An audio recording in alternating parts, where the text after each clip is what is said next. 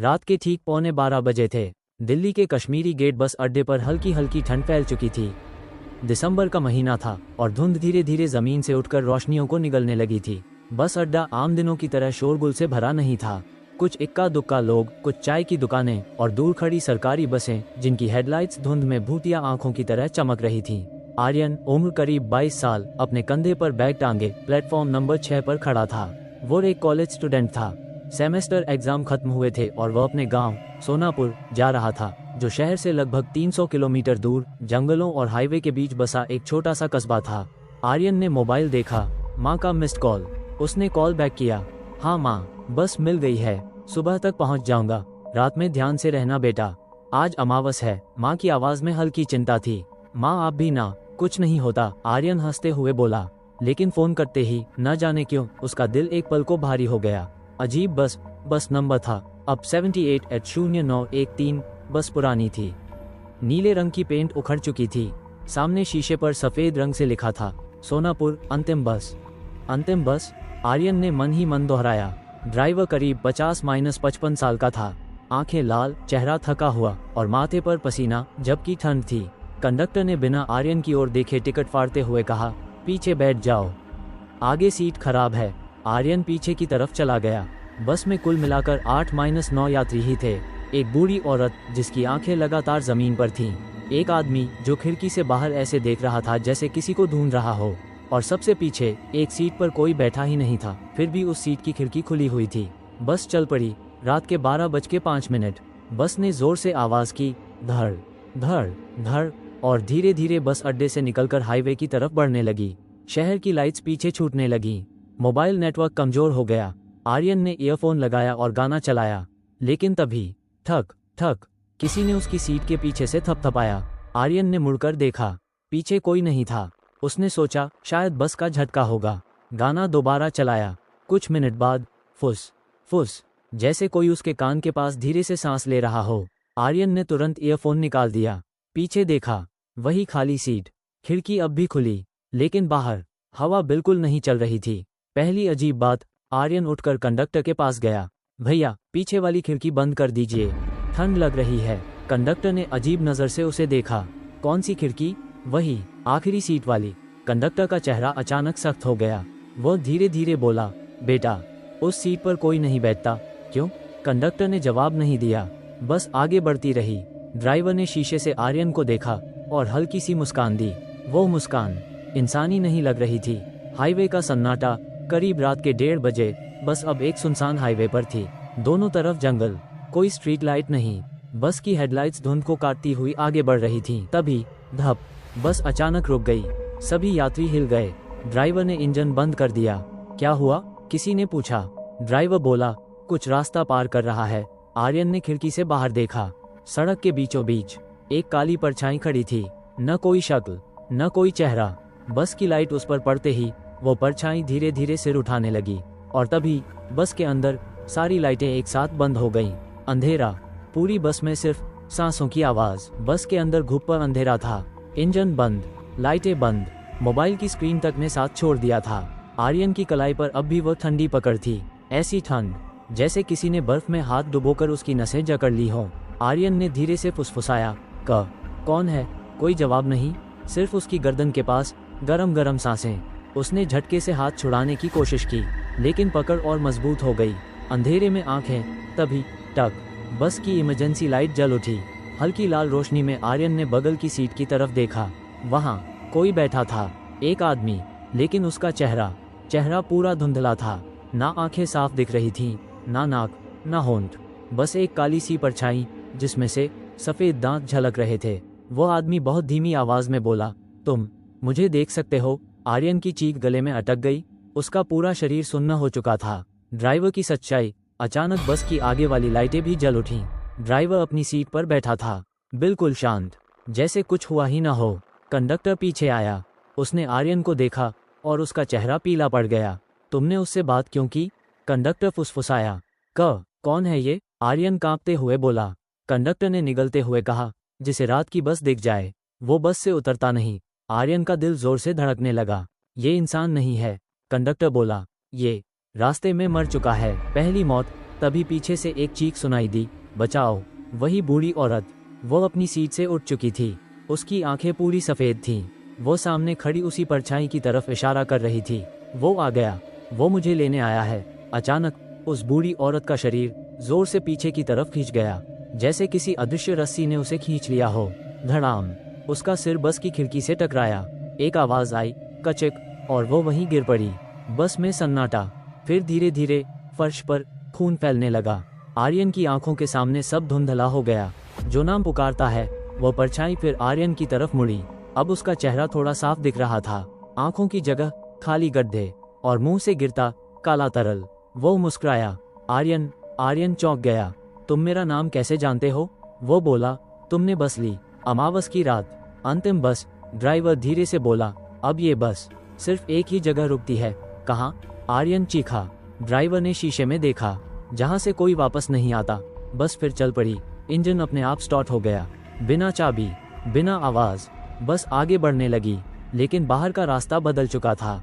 Highway नहीं, जंगल नहीं, सड़क के दोनों ओर जलती हुई लाशें, पेड़ों से लटकते शव, और दूर एक टूटा हुआ साइन बोर्ड, सोनापुर 2 km, लेकिन नीचे लिखा था, मृतकों का गांव। आर्यन रोने लगा। मुझे घर जाना है, माँ मेरा इंतजार कर रही होगी।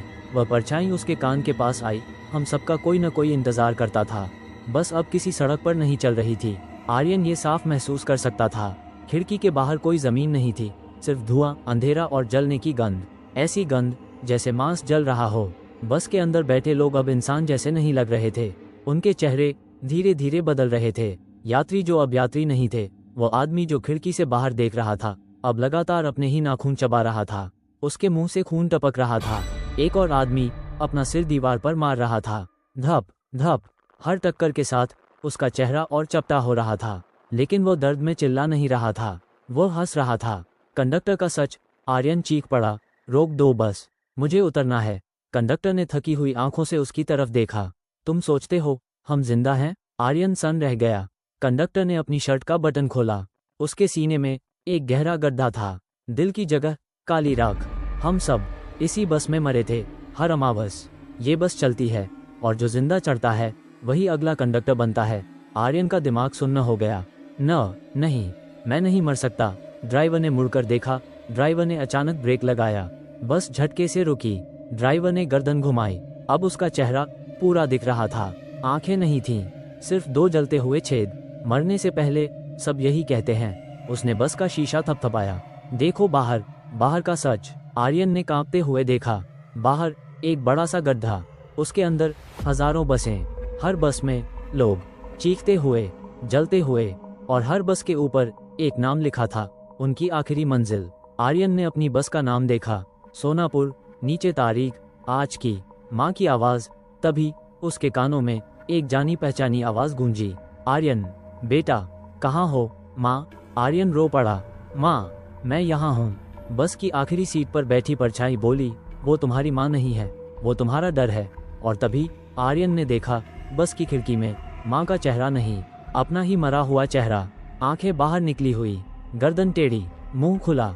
परछाई का प्रस्ताव। वो परछाई खड़ी हो गई। अब उसका चेहरा पूरी तरह दिख रहा था। वही आदमी जो सालों पहले इसी बस में मरा था। एक रास्ता है, अगर तुम किसी और को इस बस में बैठा दो तो तुम उतर सकते हो। आर्यन का दिल जोर से धड़कने लगा। किसे? परछाई मुस्कराई। अगला यात्री। बस दूर कहीं रुक रही थी, एक सुनसान स्टॉप। वहाँ एक जिंदा इंसान खड़ा था। बस का दरवाजा चर्र की आवाज के साथ खुला। बाहर घना अंधेरा था, ना सड़क, ना जंगल, सिर्फ धुंध और सन्नाटा। और उस धुंध के बीच एक जिंदा आदमी खड़ा था, करीब 25-26 साल का, पीठ पर बैग, मोबाइल हाथ में। वो बार बार मोबाइल देख रहा था, जैसे किसी बस का इंतजार कर रहा हो। आर्यन की सांसें तेज हो गईं। ये कौन है? आर्यन फुसफुसाया। परछाई बोली, तुम जैसा ही था, घर जाने की जल्दी में। अब फैसला तुम्हारा है। बस के अंदर की सच्चाई। बाकी यात्री धीरे धीरे खड़े हो गए। उनके शरीर अब इंसानी नहीं रहे थे। किसी की गर्दन उल्टी थी, किसी के पैर पीछे की तरफ मुड़े हुए, किसी का आधा शरीर जला हुआ। सबकी आंखें आर्यन पर टिकी थीं। कंडक्टर उसके पास आया। मैंने भी मना किया था, वह बोला, लेकिन मैंने भी यही किया था। अब देखो मैं क्या बन गया हूँ। कंडक्टर की जीभ धीरे धीरे लटकने लगी। उसके पैरों के नीचे खून टपकने लगा। जिंदा आदमी की आवाज। बाहर खड़ा आदमी बस की तरफ देखने लगा। अरे ये बस यहाँ कैसे? वो धीरे धीरे आगे बढ़ा। भैया सोनापुर जाएगी क्या? आर्यन का दिल टूट गया। वो आदमी उसी गांव का था, शायद किसी की उम्मीद, किसी का बेटा, किसी का भाई। माँ की झूठी आवाज। तभी आर्यन के कानों में फिर से आवाज आई, बेटा देर हो रही है। उसने पीछे मुड़कर देखा। बस के अंदर उसकी माँ बैठी थी, लेकिन उसकी आंखें पूरी काली थीं। मुंह से काले कीड़े निकल रहे थे। उसे अंदर ले आओ, माँ बोली। आर्यन चीख पड़ा, तुम मेरी माँ नहीं हो। परछाई हंसी, अब पहचानने में देर हो गई है। पहला पाप। बाहर खड़ा आदमी अब बस के बिल्कुल पास आ चुका था। उसने दरवाजे की तरफ हाथ बढ़ाया। अंदर कोई है क्या? आर्यन के हाथ कांप रहे थे। अगर वो कुछ नहीं करता तो वो खुद कंडक्टर बन जाएगा, हमेशा के लिए। उसके सामने बस का लोहे का हैंडल था और बाहर वो जिंदा आदमी। आर्यन ने आंखें बंद कर लीं और धक्का दिया।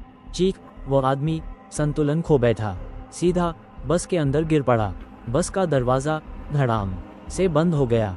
उस आदमी की चीख नहीं, बस के अंदर अचानक तेज रोशनी फैल गई। वो आदमी जमीन पर तड़प रहा था। उसके शरीर से धुआं उठने लगा, जैसे वह जिंदा जल रहा हो। बाकी यात्री धीरे धीरे पीछे हटने लगे। आर्यन का बदलाव। परछाई बोली, अब तुम आजाद हो। आर्यन ने राहत की सांस ली, लेकिन तभी उसने अपने हाथ देखे। वे धीरे धीरे काले पड़ रहे थे। उसकी परछाई अब जमीन पर नहीं थी, वह बस की दीवार पर खड़ी थी। हर पाप कुछ लेता है, परछाई बोली। तुम्हारी इंसानियत। बस रुक गई। बस अचानक एक खाली सड़क पर रुकी। सुबह की हल्की रोशनी, पक्षियों की आवाज। ड्राइवर बोला, उतर जाओ। आर्यन लड़खड़ाते हुए उतरा। बस उसके पीछे धीरे धीरे धुंध में गायब हो गई। आर्यन जिंदा था, लेकिन उसकी आंखों में अब डर नहीं था, कुछ और था, कुछ खाली। सुबह हो चुकी थी। हल्की धूप सड़क पर फैल रही थी। आर्यन अकेला खड़ा था एक सुनसान मोड़ पर। पीछे मुड़कर देखा, बस नहीं थी। ना धुंध, ना सड़क के निशान, ना टायर के निशान। सब कुछ जैसे कभी हुआ ही नहीं। घर वापसी। आर्यन किसी तरह लिफ्ट लेकर अपने गांव सोनापुर पहुंचा। गांव वैसा ही था, बच्चों की आवाजें, दुकानों की चहल पहल, मंदिर की घंटी। उसने राहत की सांस ली। सब खत्म हो गया, मैं बच गया। वह तेजी से अपने घर की तरफ चला। माँ की आंखें। घर का दरवाजा खुला था। माँ अंदर बैठी थी। माँ। आर्यन दौड़कर अंदर गया। माँ ने उसे देखा, लेकिन वो मुस्कुराई नहीं। उसकी आंखों में आंसू नहीं आए, बस एक अजीब सी खामोशी थी। तू बहुत बदल गया है आर्यन, माँ धीरे से बोली। नींद आती है? आर्यन चुप रहा। रात का आईना। उस रात आर्यन को नींद नहीं आई। वो बार बार हाथ देखता रहा।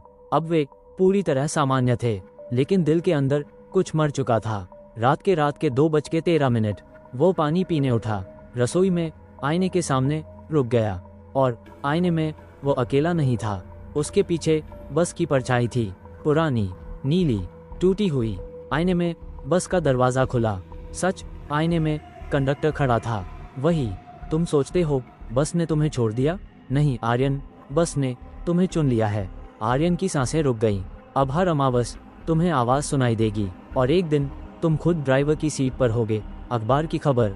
अगले दिन अखबार में एक छोटी सी खबर छपी थी। हाईवे पर एक युवक की रहस्यमयी मौत, बस से गिरने के कारण। आर्यन का हाथ कांप गया।